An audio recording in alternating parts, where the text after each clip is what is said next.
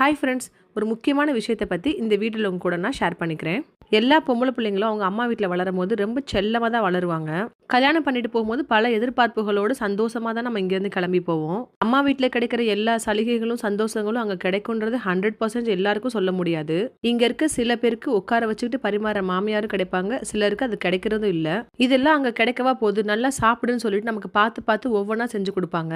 எத்தனையோ டைம் நம்ம முருங்கைக்கீரை சாப்பிட்ருப்போம். ஃபர்ஸ்ட் டைம் நம்ம முருங்கைப்பூ, இந்த டைம் நிறையா டைம் எங்கள் மாமி வீட்டை செஞ்சு கொடுத்தாங்க. உடம்புக்கு ரொம்ப நல்லதுன்னு சொல்லிட்டு என்னதான் நான்வெஜ் இருந்தாலும் எப்பவுமே வெஜிடேரியன் இல்லாமல் ஒரு சாப்பாடு ஃபினிஷ் ஆகவே ஆகாது.